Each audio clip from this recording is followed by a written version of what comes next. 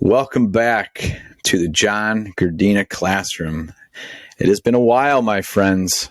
The reason why I have not recorded is I had to be very intentional about taking an assessment for my administrative license, which I did today. So we are back on live with the John Gardina classroom, trying to help educate you in areas and values of your faith, family, fitness, and future.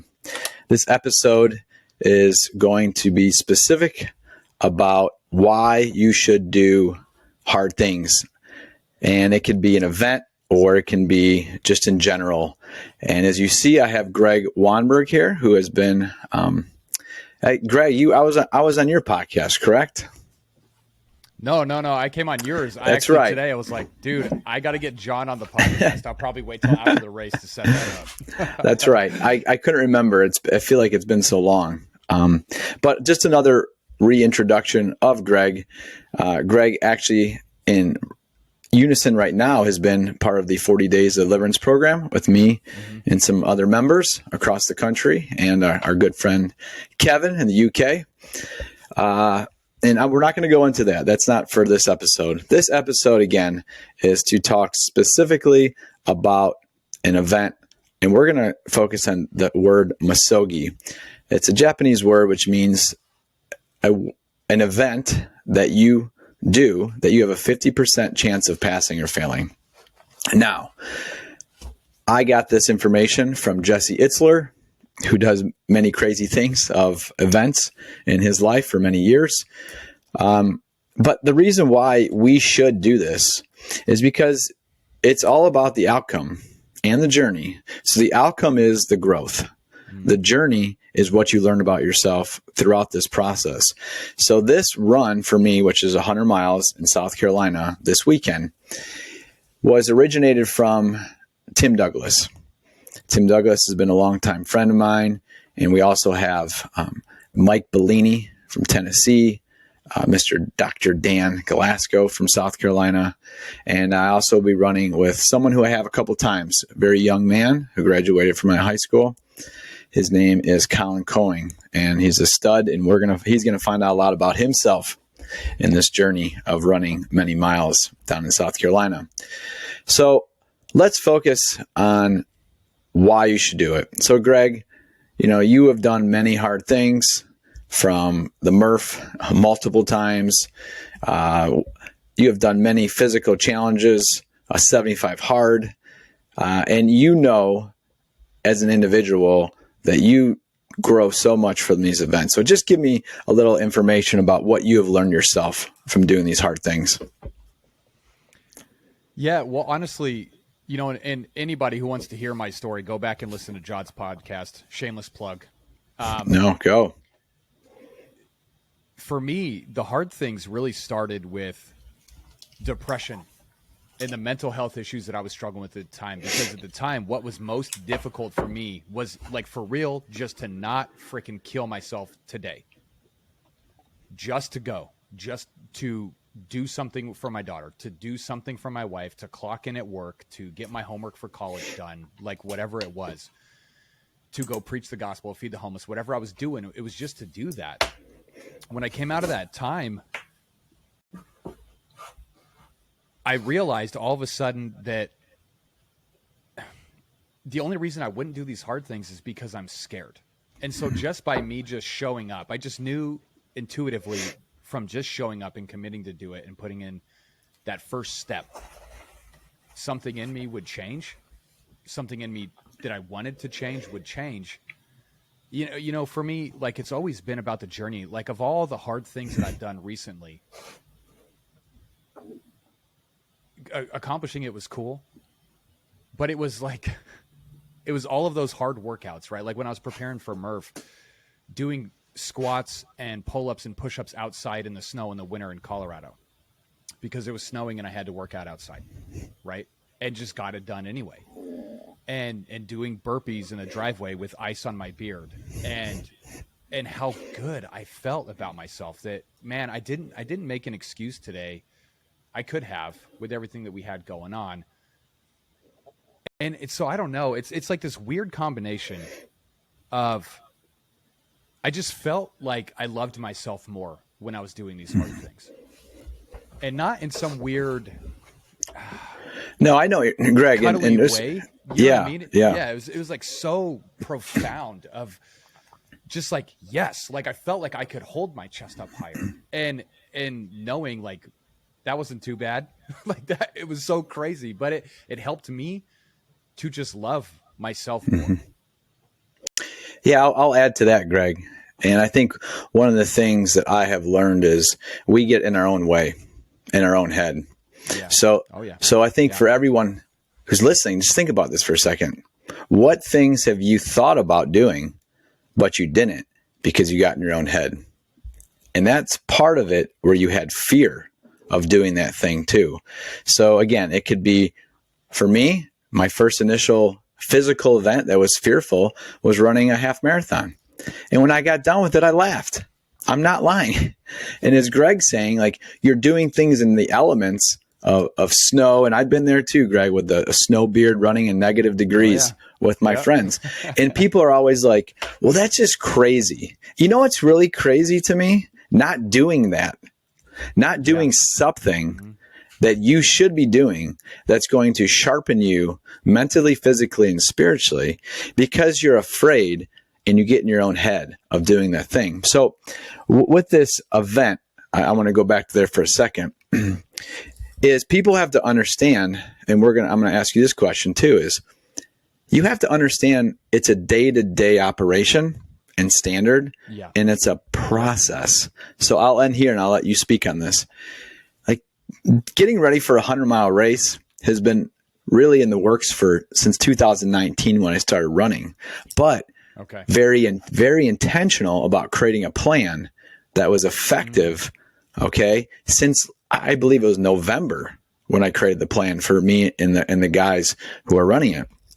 And if you don't have a plan and you don't execute on that plan, then you should be prepared to fail. Okay. But the second part of that is, once you start building these small wins every day, guess what happens? Your confidence goes up. You feel like, just like Greg said, you feel more alive. You feel like you will accomplish that task. So go ahead on that, Greg. Yeah. When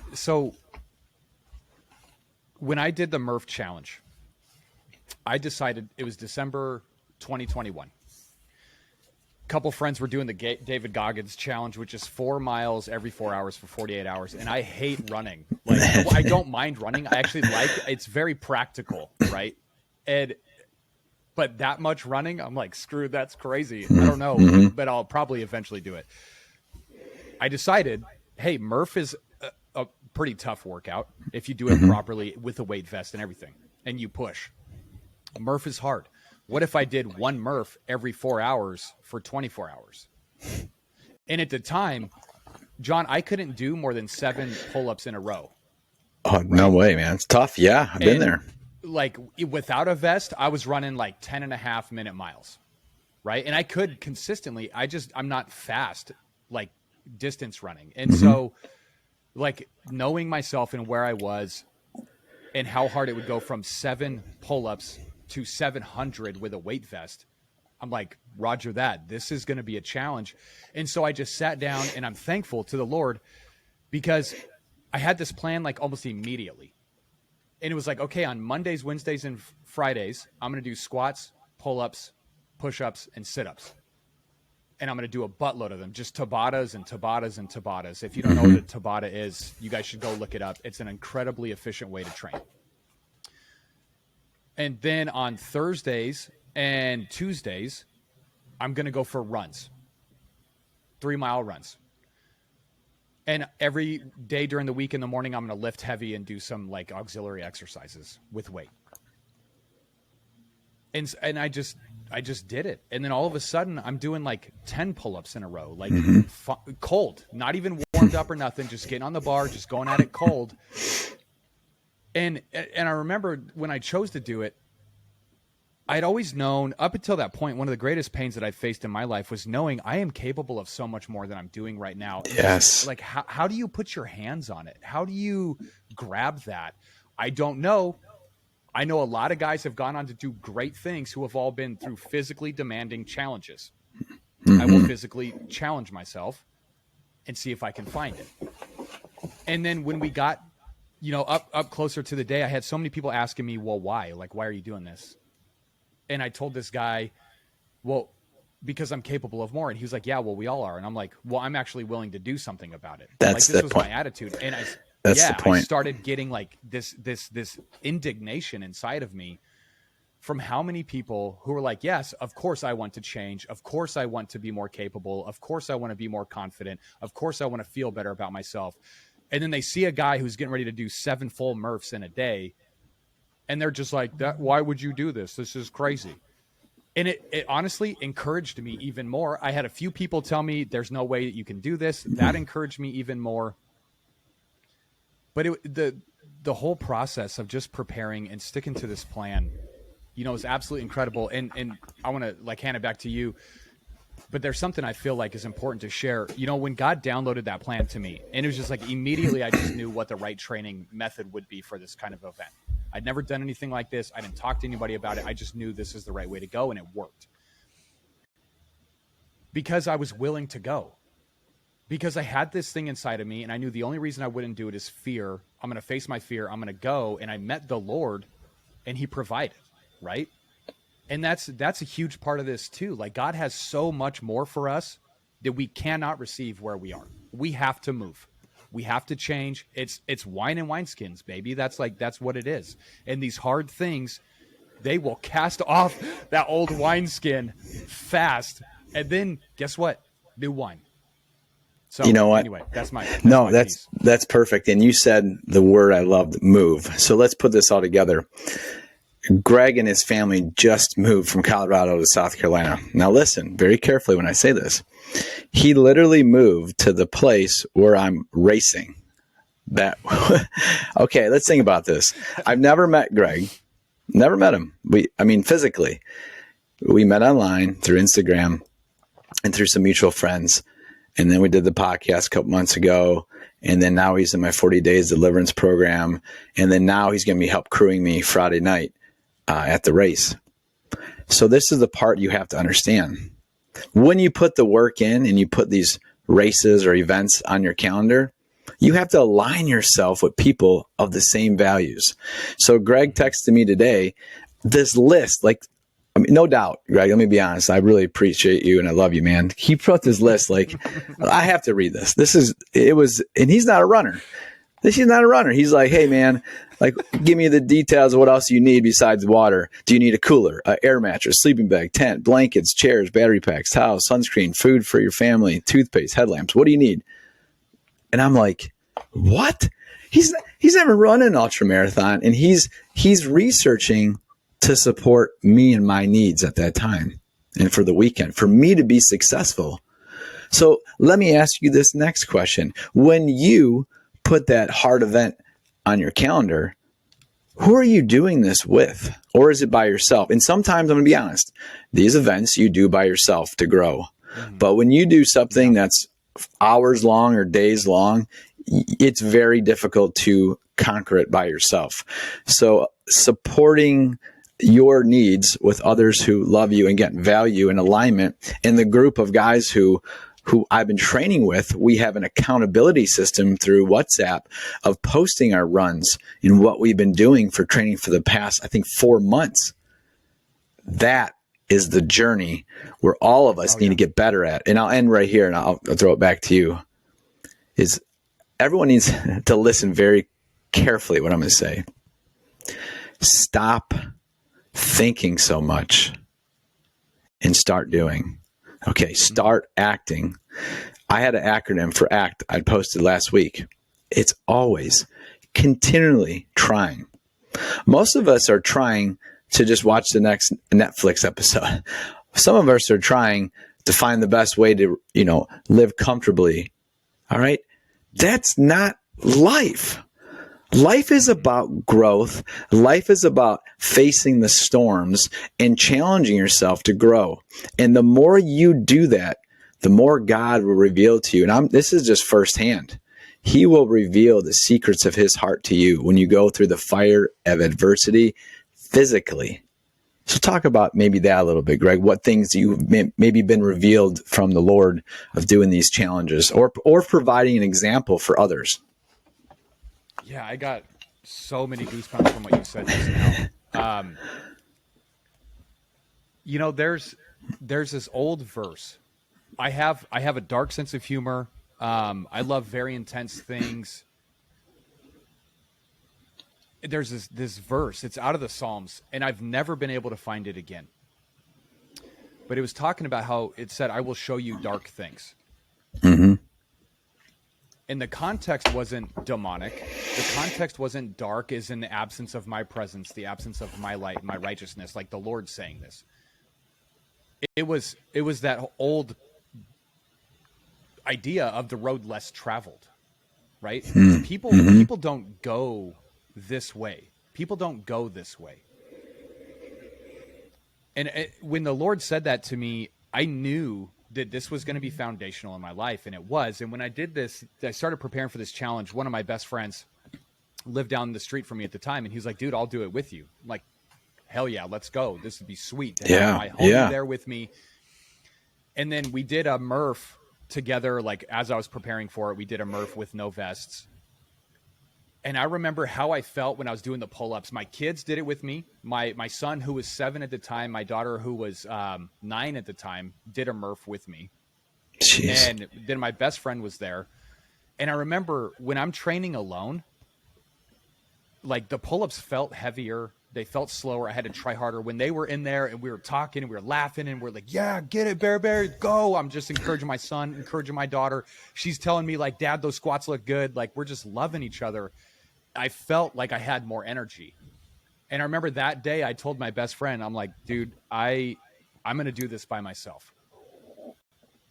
And he was like, "Why?" And I said, "Because when we work out together, it's different. And I have way more energy. And I'm doing this because I have to find where that line is. I don't know where that limit is. And I won't find it this way if we do it together."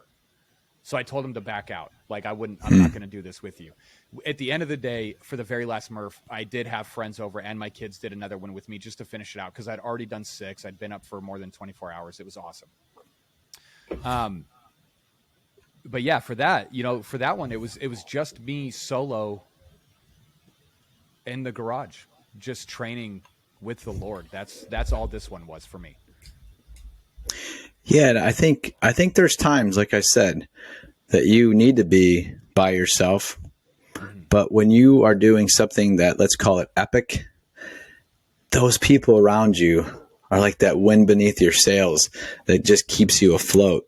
So we're going to circle back here and we're going to land the plane. So this weekend, going for this challenge where I've never run more than 43 miles in my life, and to go to 100 is a little scary, right? It's an unknown territory. But I know in my heart and in my soul that it will be fulfilled, because I've put the work in. My mind is right. I have the right things to do when I do my systems check for my body during the race. There will be friends there and family who will be supportive throughout this journey. And it's a no quit attitude. You have to think like that. And what you gain from that experience is life changing. I have grown every single race or challenge, done the Murph, done the 4x4 by 48 by Goggins. Every single time these events take place is, as Goggins would say, put another one in the cookie jar. Because when I ran my race this past Saturday, I was hurting. I had some cramps, no lie. And I'll tell you this, I went in the cookie jar and I literally thought to myself of all the hard things I've done. And I compared it and said, you know what? It's not that bad. It's not that bad. So with that breadth of experience, Greg, that you were talking about with your Murph, talking about doing 75 hard, talking about doing these long ultra marathons, is you're refining who you are and your identity. Yeah. Really, that's what it's about. Yeah. And your identity needs to be challenged. You can't just go through life. You can't go through life just being okay with average. See, this is what people have to really understand. You already won the race of life when you were conceived. Number one. Number two, when you were gifted by your parents to this world, God already had a plan for you. What the enemy does is he tries to mask that plan for you in your life by sending you false signals, false messages, false people with you in false alignment. So what you have to do to get the scales off for your true identity is you really do need to get in the Word, be aligned with the right people or a group of people, and you need to do things that sharpen you for your mental, physical, and spiritual ability. And when you do those things, growth occurs. You know who you are because you know you're from the Most High, and you know that God's chosen you to do amazing things on this earth and for his kingdom. And that's the macro scope of things when you look at life. Because when we die, like, yes, we can tell stories to our grandchildren or possibly great-grandchildren about all these tough things we did. But in the end, this is what you're going to tell them. This is what I'm going to tell my kids and my grandkids. I follow the will of the Father. That is the most important thing. And by doing tough things and doing different careers maybe and challenging, I offered my gifts to others in that arena or that chapter of my life to showcase God to everyone. And by imitating his ways and not my human ways, I showcase God's light and being the salt to everyone else. And that is what everyone needs to know. You can't just think micro, you have to think big picture. And I think sometimes we lose our identity because we're so selfishly inside of ourselves, thinking about me, instead of it is about you, but not, it's about your growth. It's not about me selfishly gaining things. It's about my growth to serve the Most High. And when you flip that switch and that perspective of living life, that is when you start being in alignment with God's will for your will on earth. And everyone has that, but we don't take time to reflect and meditate on what he's telling us. Go ahead, Greg. You finish your last notes. We'll end this one. Yeah, it just, like, I still got to learn more about your background. But, for mine, having come from such a tumultuous place, such an arduous childhood, I didn't get to experience like the things that my children have now. Like, I don't know that. I'm still learning these things in my relationship with the Father and with other men around me that love me and care for me. But I didn't get it as a kid. And, when I was doing the Murph thing, there was a point where my knee was sore because I was doing the body squats wrong. Like, there's a certain way to do them if you're going to do high volumes. I didn't know that. So my knee was hurting, and I had been running and had been up all night. And I remember just smiling, just saying thank you. Like, just like, what's the deal? And I, like, when it was over, it was Sunday night. I ate a steak, and then I went to bed and woke up for work the next day. Like, it was like nothing. And, it's cool because the changes that happen in us, they happen at such a deep level, right? It's not big flash. It's not grandiose. It's not clouds parting and seas parting. It's just real. And I just want to share this because I had my daughter do 75 hard last summer as her first rite of passage. She was 10 years old at the time. She did 75 hard with me. I'm a little intense, but I know how to push her. And the funny thing is, John, somebody asked me, they said, well, hey, like, is she different now? Is she like leaning on that? And I'm like, I don't think so. But I don't think that's a bad thing. This is just what she knows life to be. She knows that Wanbergs do hard things. Like, this is just what it is. And this is her paradigm. And so for people who came from a place where you didn't learn to do hard things, or you came from a broken home like I did, you have to be for yourself the person that you needed. Okay? You have to be. Because what you're going to be able to do, if you are obedient to that call and you're going to live a life worthy of the calling, like Scripture says, you are going to be able to create such a momentum for growth and adversity and endurance in the people around you and the people that come after you, most importantly. And like John was saying, it is about you, but it's not about you. And when I do these hard things, I'm less selfish. I'm less whiny. I'm less needy. So that means I'm able to better meet my wife's needs, better meet my kids' needs, better endure things that are going on in life and hardships. And who doesn't want to be stronger? Who doesn't want to be able to stand for longer in the storm, to stay in the fire without running? And you guys have an opportunity to prepare with the moments that you have right now. And that's what John is doing. That's what I'm doing. And that is why we have the quality of life we had. So anybody who is wanting some change, I need you to ask yourself, what have I actually done to change? And a couple push-ups ain't it. And waking up a few days in a row at your alarm clock, that ain't it. That's not hard. That's not going to get you across the threshold, because your enemy is waiting there, and the kingdom of heaven suffers violence. God is also guarding these greater things with his own angels, and only certain people are allowed to get through certain levels. It's just biblical. This is how it works. Greg, that's Amen. Perfect. Amen. And also, yes, sir. Mediocre people make lukewarm Christians. That's it. That's all I got to say. Well, I will say, you know what? And that being said, if you're not hot or cold and you're lukewarm, I will spit you out. And that's what Jesus said in Revelation. So we have to be very conscious of our actions. We are saved by grace. Yes, all of us are. But the actions of how we live our life, and I keep saying this again, is you're trying to imitate Christ, because you're trying to allow others see the love that God has for not only us, but everyone. Yeah. And that's a whole nother topic I would love to go into, but I'll just say this. If you are in your life right now and don't know how to get started, contact Greg or I. Okay. First step. Second step. If you feel like you need a change of direction in your life, highly recommend doing something on your calendar to push yourself. Third thing is, if you really want to challenge yourself, do a Misogi, which is you have 50% chance of doing it or not. And you'll learn so much about yourself, and keep aligning yourself with great people with the same values. And if you can do that, you're going to grow. And if you don't do that and you stay comfortable, guess what? You're not only hurting yourself, you're hurting everybody around you, your family, your community, in this country. So start acting now, be a better man or woman, and start living your fulfilled life. Hey, Greg, Amen. I will see you in a couple days. Yes, sir. And yeah, I am so thankful.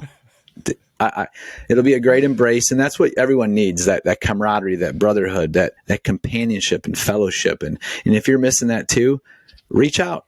There's programs Greg and I both do that can help you be aligned with one another. So Greg, I appreciate you taking time out of your day. I will see you in South Carolina soon with a warm embrace and hug, and just a heart of gratitude for all that you've done for me.